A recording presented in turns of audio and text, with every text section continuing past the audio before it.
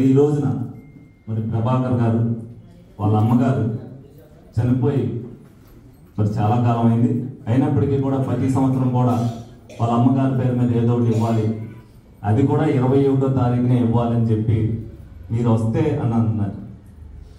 21వ తారీఖున వేరే ప్రోగ్రామ్ ఉండే పరిస్థితి ఉందని నేను 4 రోజుల ముందు చెప్పాను. నేను నెలల ముందే అడిగేదైనా, కానీ 21వ తారీఖు నేను 5 రోజుల ముందు ప్రోగ్రామ్ ఉంటుందని తెలిసినప్పుడు 21వ తారీఖు నేను వస్తాను ఎట్టి పరిస్థితి అన్నా. అంటే 21 కాకపోయినా 22 ఇవ్వమని చెప్పా. నేను మటుకు ప్రోగ్రామ్కి వస్తేనే ఇస్తా అన్నాడు. నువ్వు ఇవ్వాలి కానీ నేను ఎన్నిసార్లు వస్తానని చెప్పాను. ఎందుకంటే నేను ఎమ్మెల్యే అయిన తర్వాత ప్రతి ఒక్కరిని కూడా సంపాదించిన దాంట్లో ఎంతో కొంత దాతృత్వం చేయాలని చెప్పాను. ఎందుకంటే పేదరికాన్ని నిర్మూలించాలంటే ప్రతి ఒక్కరు కూడా సాయం చేయవలసిన అవసరం ఎంతైనా ఉంది. అనేక మంది నేను వచ్చిన తర్వాత ఇంచుమించుగా ఒక 40 ప్రోగ్రాంలో నేను పాల్గొని ఉంటా. స్కూల్ ఫీజుల రూపేణ అవ్వచ్చు, పుస్తకాల రూపేణ అవ్వచ్చు, అనేక ఈ మధ్య జరిగినాయి చెప్తాను. తవ్వ అరుణ్ కుమార్ గారు ఇంటర్మీడియట్ వాళ్ళకి బట్టలు ఇవ్వడం జరిగింది.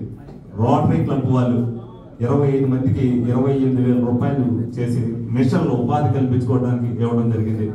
అలాగే కంప్యూటర్ నేర్చుకోవడానికి ఏదైతే ఒక బ్యాంక్ వారు దాంట్లో 11 కంప్యూటర్లు ఇచ్చి వాళ్ళందరూ కూడా కంప్యూటర్లు నేర్చుకునే అవకాశం కల్పించడం జరిగింది.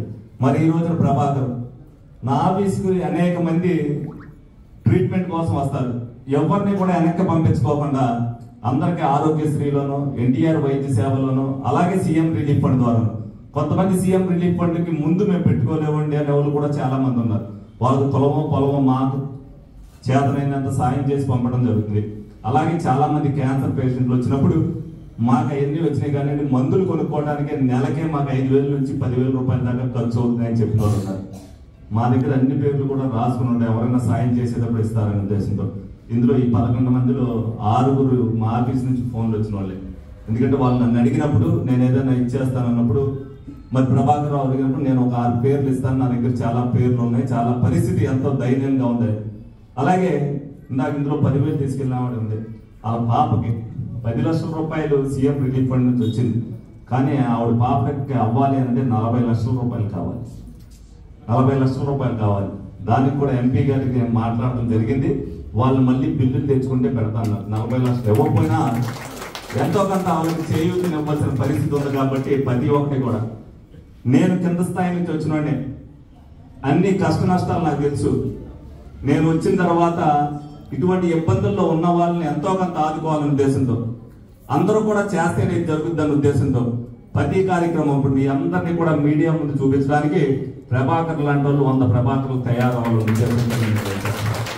అలాగే ప్రభాకర్ కూడా దేవుడు ఆయురారోగ్య ఐశ్వర్యాలు ఇవ్వాలి. ఇప్పుడు 1,20,000 ఇచ్చింది, వచ్చే సంవత్సరానికి 12 లక్షలు ఇచ్చే స్థాయికి ఎదగాలని మనస్ఫూర్తిగా కోరుకుంటున్నాను. దానగుణం అనేది అందరిలో కూడా రాదు. 100 కోట్లు ఉన్నవాడు కూడా 10,000 రూపాయలు కూడా సాయం చేసిన మనుషులు కూడా నేను చూశాను. 10,000లో 5,000 సాయం చేసిన కూడా చూశాను. అసలు 10,000 ఉంటే 10,000 సాయం చేసిన కూడా చూశాను. బుజ్జిగారి దగ్గర ఏముంటే అది మొన్న ఎమ్మెల్యే గారు అన్ని మొత్తం కూడా ఇచ్చేసారు, ఇల్లు కూడా లేకపోకుండా. అదే విధంగా ప్రతి ఒక్కరికి కూడా ఆ మనసు ఉండాలి. ఆ మనసు ఉంటేనే ఇచ్చేస్తారు. మీకు ఏదైతే దానం చేశామో మీరు కూడా ఉన్నత స్థితిలోకి వెళ్ళి మీరు కూడా 10,000 దానం చేసే పరిస్థితికి రావాలని మీ అందరినీ కూడా కోరుకుంటున్నాను. తప్పనిసరిగా మనం వచ్చేటప్పుడు ఏమి పట్టుకుని రావు, వెళ్ళేటప్పుడు ఏమి పట్టుకెళ్ళాం.